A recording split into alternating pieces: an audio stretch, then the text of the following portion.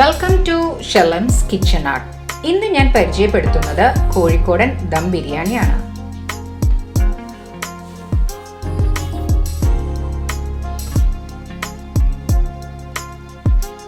1.25 kilo chicken clean ചെയ്തെടുത്തിട്ടുണ്ട്. അതിലേക്ക് ആവശ്യത്തിന് ഉപ്പ്, 1 ടേബിൾ സ്പൂൺ മുളക് പൊടി, 1 table spoon garam masala, 1/4 table spoon മഞ്ഞൾപ്പൊടി, 1 ചെറുനാരങ്ങയുടെ ജ്യൂസ് ചേർത്ത് നന്നായിട്ടൊന്ന് മിക്സ് ചെയ്ത് അരമണിക്കൂർ തൊട്ട് 1 മണിക്കൂർ വരെ മാരിനേറ്റ് ചെയ്ത് ഒന്ന് മാറ്റി വെക്കാം. എത്രയും കൂടുതൽ നേരം വെച്ചാൽ അത്രയും നല്ലതാണ്. 3 ഗ്ലാസ് കൈമേരി എടുത്തിട്ടുണ്ട്, അതായത് 1/4 കിലോ. ഇത് നമുക്കൊന്ന് കഴുകി നന്നായി ഒന്ന് ഊറ്റി വെക്കാം. ഇനി നമുക്ക് ബിരിയാണി മസാല തയ്യാറാക്കാം.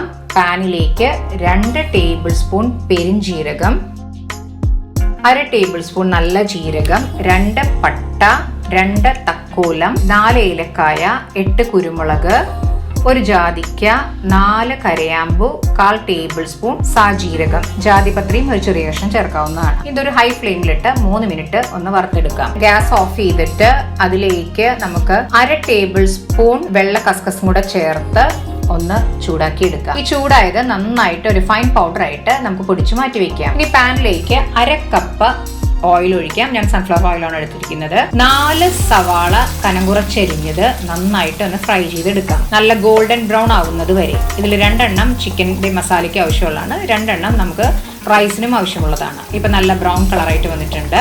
ഇനി നമുക്കത് പ്ലേറ്റിലേക്ക് മാറ്റാം. ഇനി അതിലേക്ക് ഒരു 15 കാഷ്യൂ നട്ട്സ് ചേർക്കാം. കാഷ്യൂ നട്ട്സ് ഒന്ന് ഫ്രൈ ആയി വരുമ്പോഴേക്കും ഒരു 15 കിസ്മിസും കൂടെ ചേർക്കാം. ഈ ഫ്രൈ ആയത് നമുക്ക് ഇനി ഒരു പ്ലേറ്റിലേക്ക് മാറ്റി വയ്ക്കാം. നമുക്ക് ഈ എണ്ണ ഇനി ആവശ്യമുള്ളതാണ്, ഇത് നമുക്ക് ഇനി മാറ്റി വയ്ക്കാം. കുക്കറിലേക്ക് കുറച്ച് സൺഫ്ലവർ ഓയിൽ ഒഴിക്കാം.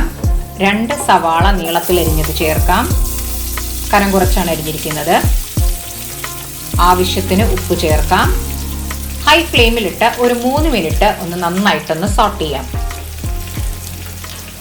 ഇപ്പോൾ ഒരു 3 മിനിറ്റ് കഴിഞ്ഞു. സവാളയൊക്കെ ഒന്ന് വഴന്ന് വന്നിട്ടുണ്ട്. അതിലേക്ക് 12 വെളുത്തുള്ളി ചതച്ചത്, 2 വലിയ കഷ്ണം ഇഞ്ചി ചതച്ചത്, ഒരു 12 പച്ചമുളക് ചതച്ചത്.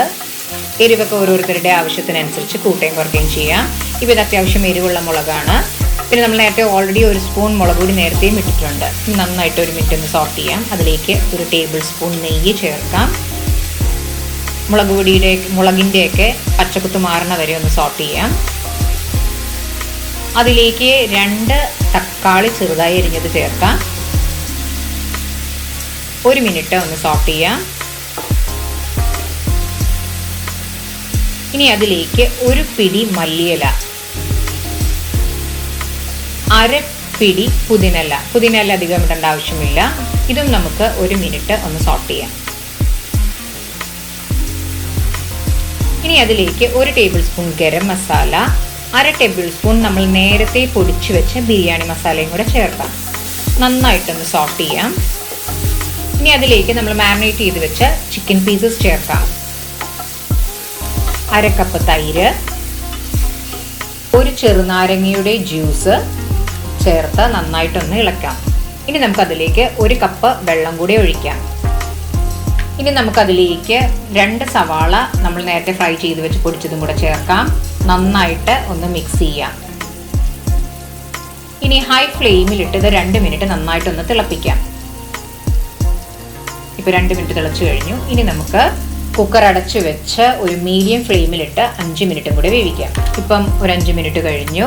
ഇനി നമുക്ക് നേരത്തെ സവാള വറുത്ത ആ സെയിം ഓയിൽ തന്നെ യൂസ് ചെയ്യാം. അതിലേക്ക് 25 ഗ്രാം നെയ്യ് ചേർക്കാം. നമ്മൾ നേരത്തെ കഴുകി ഊറ്റി വെച്ച് 3 ഗ്ലാസ് കൈമേരി ചേർക്കാം. ഈ സെയിം സമയത്ത് തന്നെ നമുക്ക് മറ്റൊരു പാത്രത്തിൽ 5.5 ഗ്ലാസ് വെള്ളം തിളപ്പിക്കാൻ വെക്കാം. ഒരു പകുതി സവാള, 2 പട്ട, 4 കരയാമ്പു, 2 തക്കോലം, 2 ഏലക്കായ ചേർത്ത് ഒരു 5 മിനിറ്റ് നന്നായിട്ടൊന്ന് വറുത്തെടുക്കാം.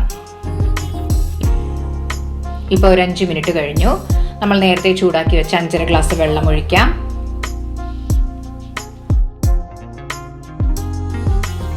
ആവശ്യത്തിന് ഉപ്പ് ചേർക്കാം. അതിലേക്ക് 1 തക്കാളി ചെറുതായി അരിഞ്ഞത് ചേർക്കാം.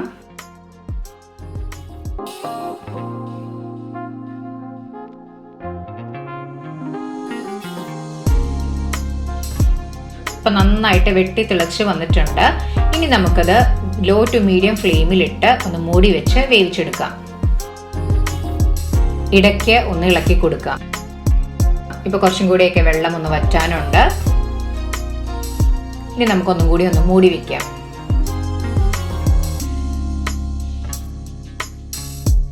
ഇപ്പോൾ നമ്മളുടെ റൈസ് റെഡി ആയിട്ടുണ്ട്. വെള്ളമൊന്നും ഒട്ടുമില്ല, 1/4 ഭാഗം വേവായിട്ടുണ്ട്. ഇനി നമുക്ക് ഗ്യാസ് ഓഫ് ചെയ്യാം. ഇനി നമുക്ക് നേരത്തെ 2 സവാള ഫ്രൈ ചെയ്തെടുത്തതും കാഷ്യൂനട്ടും കിസ്മിസും കൂടെ ഒന്ന് മിക്സ് ചെയ്യാം. അതിലേക്ക് കുറച്ച് മല്ലിയില, കുറച്ച് പുതിന, 2 ടേബിൾ സ്പൂൺ ബിരിയാണി മസാല നമ്മൾ നേരത്തെ പൊടിച്ചെടുത്തതും ചേർത്ത് നന്നായിട്ട് ഒന്ന് മിക്സ് ചെയ്യാം.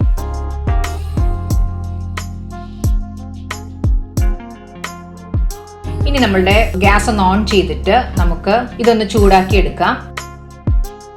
ചൂടായിട്ടുണ്ട്. ഇനി ഗ്യാസ് ഓഫ് ചെയ്യാം. ഇനി അതിലേക്ക് നമുക്ക് റൈസ് ഒരു ലെയർ ആയിട്ട് ഇടാം. ഇപ്പൊ ഞാൻ പകുതി റൈസ് ആദ്യം ഇടുകയാണ്. ഇനി അതിന്റെ മുകളിലേക്ക് മല്ലിയില, പുതിന, സവാള, കാഷ്യൂനട്ട്, കിസ്മിസ് ചേർക്കാം. അടുത്ത ലെയർ ആയിട്ട് കുറച്ചും കൂടെ റൈസ് ചേർക്കാം.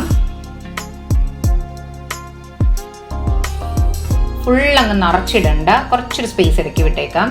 ഇനി അതിലേക്ക് സവാള, മല്ലിയില, പുതിന, കാഷ്യൂനട്ട്, കിസ്മിസ് ചേർക്കാം. നമ്മളുടെ ബിരിയാണി മസാല അതിൽ മിക്സ് ചെയ്തിട്ടുണ്ട്. ഇനി നമുക്ക് ഗ്യാസ് ഓൺ ചെയ്യാം. ഇനി നമുക്ക് ഒരു സ്ക്യൂർ വെച്ച് ചെറിയ ചെറിയ ഹോൾസ് ഇങ്ങനെ ഉണ്ടാക്കാം. ഇപ്പൊ നമുക്ക് അതിൻ്റെ ഉള്ളിൽ കൂടെ നോക്കുമ്പോൾ കാണാം അതിന്റെ മസാലയൊക്കെ ഇപ്പൊ മുകളിലോട്ട് ഇങ്ങനെ കയറി വരുന്നത്. എന്നിട്ട് നമുക്ക് കുക്കർ അടച്ച് ലോ ഫ്ലെയിമിലിട്ട് ഒരു 10 മിനിറ്റ് വേവിച്ചെടുക്കാം. ഇപ്പൊ 10 മിനിറ്റ് കഴിഞ്ഞു. വിസിൽ ചെറുതായിട്ട് വരുന്നുണ്ട്. നമുക്കിനി ഗ്യാസ് ഓഫ് ചെയ്യാം. നമ്മൾ ഉടൻ തന്നെ എടുക്കണ്ട. ഒരു അരമണിക്കൂർ കഴിഞ്ഞിട്ട്, ഇപ്പൊ അരമണിക്കൂർ കഴിഞ്ഞു, നമുക്ക് ഈ പ്രഷർ കുക്കർ ഒന്ന് തുറക്കാം. അപ്പൊ നമ്മളുടെ നല്ല ഒരു ഫ്ലേവർ നമുക്ക് കിട്ടുന്നുണ്ട്. ബിരിയാണി മസാലയുടെയും മല്ലിയില, പുതിനയുടെയും ഒക്കെ നമ്മുടെ കറക്റ്റ് പാകമാണ്. ഇനി ഒരു പാനിലേക്ക് മുകളിലുള്ള റൈസ് ഇടാം.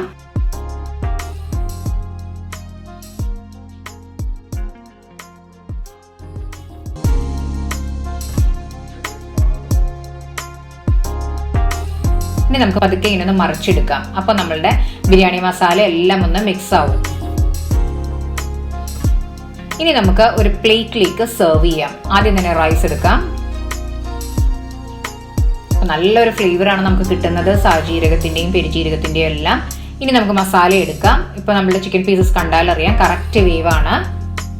അപ്പൊ അങ്ങനെ എല്ലാ പീസുകളും ഇതിലേക്ക് എടുക്കാം. ഇപ്പോൾ നമ്മളുടെ കോഴിക്കോടൻ ചിക്കൻ ദം ബിരിയാണി റെഡി ആയിട്ടുണ്ട്. എല്ലാവരും ട്രൈ ചെയ്ത് നോക്കുക. നിങ്ങൾക്ക് ഇഷ്ടപ്പെട്ടെങ്കിൽ ലൈക്ക് ചെയ്യാനും ഷെയർ ചെയ്യാനും സബ്സ്ക്രൈബ് ചെയ്യാനും സപ്പോർട്ട് ചെയ്യാനും മറക്കരുത്. തൊട്ടടുത്തുള്ള ബെൽ ഐക്കൺ പ്രസ് ചെയ്താലേ ഇനി ഞാൻ അടുത്തിടുന്ന വീഡിയോയുടെ നോട്ടിഫിക്കേഷൻ കിട്ടുകയുള്ളൂ. Thanks for watching my channel.